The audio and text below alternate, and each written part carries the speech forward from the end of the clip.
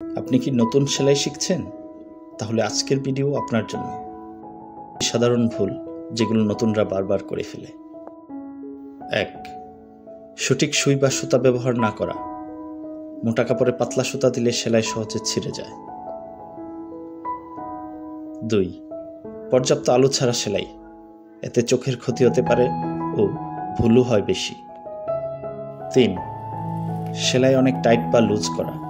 এতে কাপড় কুঁচকে যেতে পারে বা সেলাই খুলে যায়। 4. সেলাই শেষে ঠিকভাবে সুতা না কাটা।